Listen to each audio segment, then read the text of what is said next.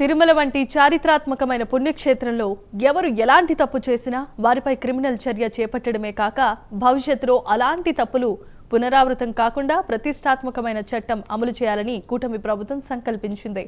TTD పాలకులైనా TTD ఉద్యోగులైనా చట్టం ముందు అంతా సమానమే అన్న భావనతో ప్రభుత్వం కఠినమైన చట్టాన్ని అమలు చేసేందుకు కసరత్తులు చేస్తోంది. కూటమి ప్రభుత్వ నిర్ణయాన్ని తిరుపతి నగర పరిరక్షణ కమిటీ నాయకులు సైతం స్వాగతిస్తున్నారు.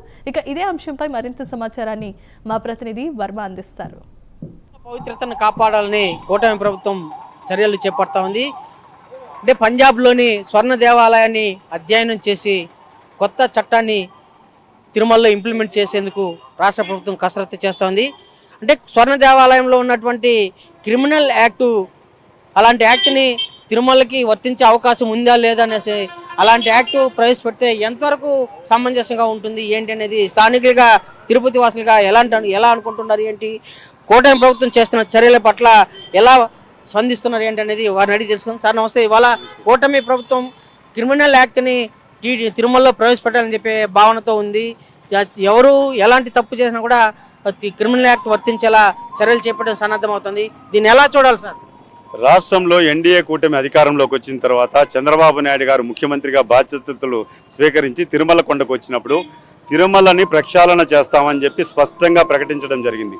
అందుకు అనుగుణంగా తిరుమల తిరుపతి దేవస్థానం నిబంధనలను మరింత కఠినతరం చేయాలని చెప్పని మనకి ఏదైతే అమృత్సర్ స్వర్ణ దేవాలయం ఉందో అక్కడ ఒక చట్టం ఉందండి, చాలా కఠినమైనటువంటి చట్టం. అక్కడ ఎవరు తప్పు చేసినా వాళ్ళ మీద క్రిమినల్ యాక్షన్ తీసుకుంటారు. అలాంటి చట్టాన్ని తిరుమల తిరుపతి దేవస్థానంలో మనం ప్రవేశపెడితే ఇక్కడ ప్రతి పైసాకు కూడా, ఎందుకంటే ఇక్కడ స్వామివారికి భక్తులు సమర్పించే కానుకలు పరమ పవిత్రమైనటువంటిది, ప్రతి పైసాకు కూడా జవాబుదారీతనంగా ఉండాలి. ఆ డబ్బు ఎక్కడ ఖర్చు పెట్టారు, ఎందుకు ఖర్చు పెట్టారు, ఎప్పుడు ఖర్చు పెట్టారు అనే ఒక పారదర్శకంగా ప్రతి భక్తుడికి తెలియాలంటే, స్వామివారి నిధులు దుర్వినియోగం కాకుండా ఉండాలంటే చట్టంలో మార్పులు తీసుకురావాలని కఠినమైనటువంటి చట్టాలు అక్కడ ఏదైతే అమృత్సర్లో ఉన్నాయో గోల్డెన్ టెంపుల్లో దాన్ని ఇక్కడ అమలు చేయాలని చెప్పని నిర్ణయం తీసుకొని ప్రకటించడం మనస్ఫూర్తిగా శ్రీవారి భక్తులుగా స్థానికులుగా మేమంతా కూడా స్వాగతిస్తున్నాము. అంతే నేను ఒక స్థానికుడిగా కొన్ని సూచనలు కూడా చేస్తూ ముఖ్యమంత్రి గారికి నేను ఈరోజే లేఖ పంపిస్తున్నాను. ఎందుకంటే స్వర్ణ దేవాలయం అమృత్సరు తిరుమల తిరుపతి దేవస్థానం చట్టాల్లో అనేక తేడాలు ఉన్నాయండి. అక్కడ ఎవరైతే చైర్మన్ సభ్యుల్ని ఎన్నుకోవాలంటే అక్కడ అమృత్సర్లో అక్కడ ఉన్నటువంటి స్థానిక ప్రజలంతా కూడా ఓటింగ్ ద్వారా వాళ్ళని చైర్మన్ని సభ్యుల్ని ఎన్నుకుంటారు. కానీ మనకి ఇక్కడ రాష్ట్ర ప్రభుత్వము ఈ చైర్మన్ని సభ్యుల్ని ప్రకటిస్తుంది. సో ఇలాంటి తేడాలు ఉన్నాయి. అదేవిధంగా మన తిరుమల తిరుపతి దేవస్థానానికి భక్తులు సమర్పించే కానుకలే ముఖ్యం. ఇక్కడ హుండీ ద్వారా ఆదాయం వస్తుంది.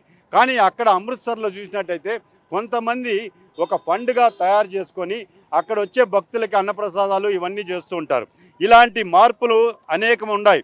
ఆర్థిక వ్యవస్థ కానీ ప్రభుత్వ పాత్ర ఎంతవరకు ఉండాలి, ఇక్కడ మన ప్రభుత్వం ఏ విధంగా నామినేట్ చేస్తుంది అనే అంశాలని కూలంకుశంగా ముఖ్యమంత్రి గారికి తెలియజేస్తూ ప్రతిష్టాత్మకమైనటువంటి టీటీడీ సంస్థ దేశవ్యాప్తంగా ఉన్నటువంటి కోట్లాది మంది భక్తుల మనోభావాలతో ముడిపడి ఉన్నది. కాబట్టి తిరుమల శ్రీవారికి సంపద కాశ్మీర్ నుంచి కన్యాకుమారి వరకు వెలకట్టలేని సంపద ఉంది. కాబట్టి వీటన్నిటినీ సంరక్షించాలంటే తిరుమల తిరుపతి దేవస్థానంలో బోర్డు చైర్మన్ ద్వారా సభ్యులతో చర్చించి ఆగమ సలహా మండలితో చర్చించి మంచి నిర్ణయం తీసుకొని ప్రకటించి ఎవరైనా తప్పు చేయాలంటే భయపడే విధంగా చట్టాన్ని టీటీడీలో తీసుకురావాలని ఒక శ్రీవారి భక్తుడిగా విజ్ఞప్తి చేస్తున్నాను. మీరు చెప్పండి సార్, మీరు చట్టం ఎలా ఉంటే బాగుంటుంది? అంటే క్రిమినల్ యాక్ట్ టీటీడీలో ప్రవేశపెట్టాలని చెప్పి ప్రభుత్వం యోచిస్తుంది. దీన్ని ఎలా చూడాలి?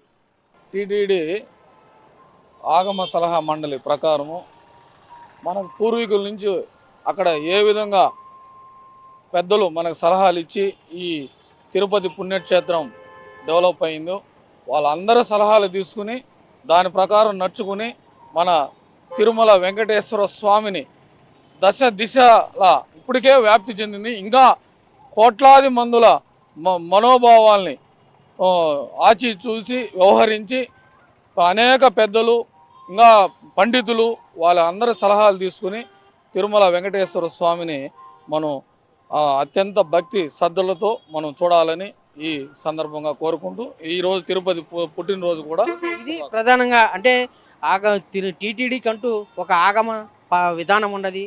దానికి అనుగుణంగా టీటీడీలో జరుగుతున్నటువంటి నిబంధనలకు కట్టుబడి ప్రభుత్వం చట్టాన్ని దానికి లోబడి అమలు చేస్తే బాగుంటుందని చెప్పి కూడా స్థానికులందరూ కూడా విశ్వసిస్తున్నారు. విడదల రామకృష్ణతో రవి ప్రైమ్ 9 తిరుపతి నుంచి.